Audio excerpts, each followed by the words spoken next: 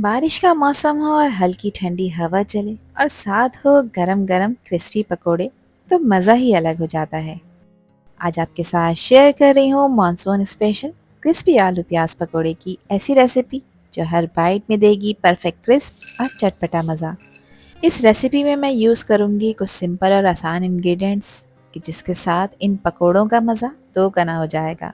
ठंडी ठंडी बारिश के साथ हो एक कप गरम चाय की प्याली और साथ हो क्रिस्पी खस्ता पकोड़े जो आप सभी का दिल जीत लेंगे। तो फिर रेसिपी को एंड तक देखें। अच्छी लगी तो लाइक भी कर दें और चैनल पर न्यू हैं तो चैनल को भी ज़रूर सब्सक्राइब कर लें। तो चलें फिर मज़ेदार से खस्ता क्रिस्पी पकोड़े बनाना स्टार्ट कर लेते हैं। तो बहुत ही टेस्टी ये पकोड़े बनाने के लिए मैं शामिल कर रही हूँ एक बाउल में 1.5 कप बेसन जिसको मैंने अच्छी तरह छान लिया है। साथ ही इसमें पानी ऐड करेंगे।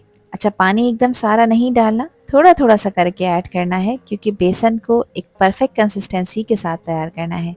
अगर ये ज़्यादा पतला हुआ तो पकोड़े अच्छे नहीं बनेंगे। तो हमें एक ऐसा बैटर बनाना है जो ना ज़्यादा पतला हो और ना ही ज़्यादा गाढ़ा, बिल्कुल परफेक्ट कंसिस्टेंसी में, ताकि पकोड़े फ्राइंग के वक्त शेप में रहें और अंदर तक प्रॉपरली कुक हो जाएं। तो बेसन को अच्छे से फेंटना ज़रूरी है ताकि इसमें हल्की सी एयर आ जाए जिससे पकोड़े हल्के और क्रिस्पी बनकर तैयार हों। और एक ही डायरेक्शन में आपने इसको फेंटना है। अब बेसन को चाहे आप क्लॉकवाइज फेंटें या एंटी क्लॉकवाइज, डायरेक्शन एक होनी चाहिए। और यहाँ पर इसको इतना फेंटना है कि ये मिक्सर बिल्कुल स्मूथ हो जाए, इसमें ना ही कोई गुठलियाँ हो ना ही कोई लंप हो। इससे पकोड़ों का टेक्सचर बहुत ही क्रिस्पी और हल्का सा फ्लफी भी रहेगा।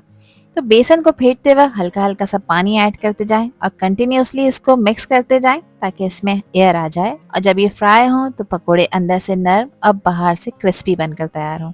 तो ये होता है पकोड़ों का असली सीक्रेट। बेसन यहाँ पर फेंट चुका है, आप लोग देख सकते हैं कि इसका कलर जो है वो लाइट हो चुका है और कितना फ्लफी भी हो चुका है। तो चलिए हम इसमें कुछ मिर्च मसाले ऐड कर लेते हैं। तो 1 टीस्पून मैं नमक डाल रही हूँ, नमक आप अपने टेस्ट के अकॉर्डिंग रखिएगा।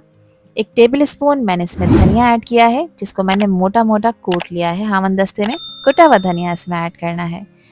साथ ही इसमें 1 टेबल स्पून मैंने चॉप हुआ हुआ लहसुन डाला है और लहसुन को बिल्कुल बारीक चॉप किया है। ध्यान रखिएगा अदरक का इस्तेमाल नहीं करना, लहसुन को चॉप करके ऐड करना है। 1 टीस्पून कुटी लाल मिर्चें डालेंगे और 1 टीस्पून इसमें पिसी लाल मिर्चें डालेंगे। और मिर्चों की क्वांटिटी आप लोग हमेशा अपने टेस्ट के अकॉर्डिंग रखा करें, जितनी खाना आप पसंद करें। अच्छे कलर के लिए ½ टीस्पून इसमें हल्दी का पाउडर शामिल करेंगे और जीरे का पाउडर भी इसमें 1 टीस्पून ऐड कर रही हूँ। इसको चटपटा और स्पाइसी फ्लेवर देने के लिए 1 टीस्पून चाट मसाला शामिल कर रही हूँ, किसी भी अच्छी ब्रांड का ले सकते हैं, कोई इशू नहीं है। अब अजवाइन के बगैर तो पकोड़े अधूरे होते हैं, तो इसमें ½ टीस्पून अजवाइन डालेंगे और अजवाइन को इस तरह से मसल कर ऐड किया करें जिससे इसके दाने ब्रेक हो जाते हैं और फ्लेवर इन्हेंस होता है। पकोड़ों को फ्लफी करने के लिए ½ टीस्पून मैंने इसमें बेकिंग सोडा ऐड किया है। बेकिंग पाउडर नहीं है, बेकिंग सोडा है, इस चीज़ का ध्यान रखना है।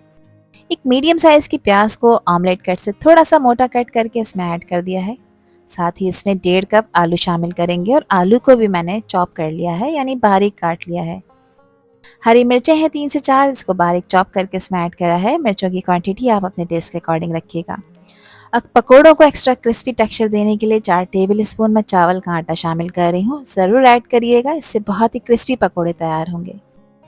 ½ कप इसमें हरा धनिया है जिसको मैंने चॉप कर लिया है, ये इसमें ऐड कर देंगे।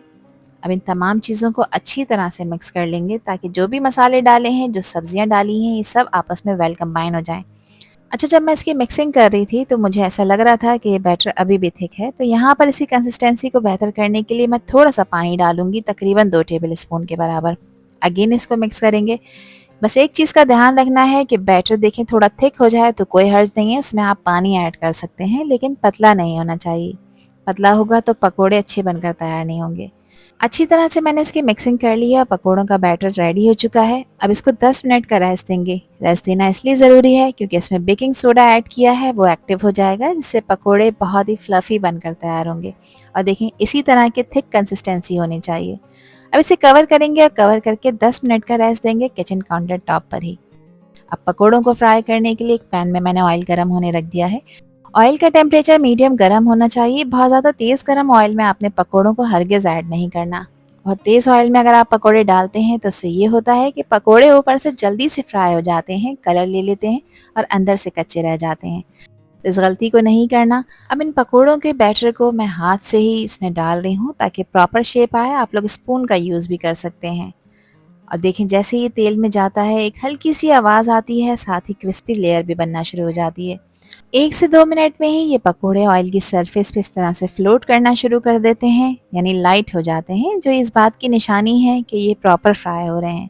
बस इन पकोड़ों को किसी स्पून या स्पैचुला की हेल्प से आपने अलग अलग करना है और अच्छी तरह से फ्राई करना है। गैस का फ्लेम लो मीडियम रखना है, क्योंकि इसमें जो सब्जियां ऐड की हैं उनको गलने में थोड़ा टाइम तो लगेगा। इनका जो टोटल फ्राइंग टाइम है वो 6 से 8 मिनट है। 6 से 8 मिनट आपने इनको लो मीडियम फ्लेम पे फ्राई करना है। अगर कहीं आपको लगे कि टेम्परेचर ड्रॉप हो रहा है तो कुछ सेकंड्स के लिए आप गैस का फ्लेम हाई कर दें, लेकिन अगेन लो फ्लेम पे ही आपने इनको फ्राई करना है, ताकि ये पकोड़े ऊपर से क्रिस्पी गोल्डन हो जाएं और अंदर से बहुत ही सॉफ्ट बनकर तैयार हो, कच्चे बिल्कुल भी ना हो। तो देखें एक बैच हमारा फ्राई हो चुका है।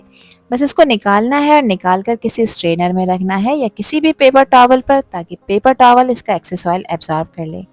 यहाँ पे आप इनका कलर चेक करें और इनका टेक्सचर चेक करें, कितना ज़बरदस्त, कितना खूबसूरत सा कलर आ चुका है, जो इस बात को इंश्योर कर रहा है कि ये पकोड़े बिल्कुल रेडी हो चुके हैं। तो यहाँ इसका क्रंच टेस्ट कर लेते हैं। देखें कितने क्रंची बनकर तैयार हुए हैं। तो मैंने इसको सर्व किया है हरे धनिया पुदीने के रायते के साथ। आप इसे केचप, इमली की चटनी या किसी भी मनपसंद डिप सॉस के साथ एंजॉय कर सकते हैं। तो बारिशों का मौसम है, आज ही इस रेसिपी को ट्राई करें और एंजॉय करें अपने फैमिली और फ्रेंड्स के साथ। और मुझे कमेंट सेक्शन में लाजमी बताएं कि ये रेसिपी और वीडियो आप लोगों को कैसी लगी। आई होप कि ये रेसिपी और वीडियो आप लोगों को पसंद आई होगी। पसंद आई हो तो कमेंट सेक्शन में अपना प्यार सा फीडबैक मुझे लाजमी शेयर करिएगा। और चैनल पर न्यू है तो चैनल को भी ज़रूर सब्सक्राइब कर दीजिएगा। आपसे फिर मिलूंगी इंशाल्लाह एक न्यू वीडियो में एक न्यू रेसिपी के साथ। जब तक हादिया को दीजिए इजाज़त। अल्लाह हाफिज़, अल्लाह ने के पान।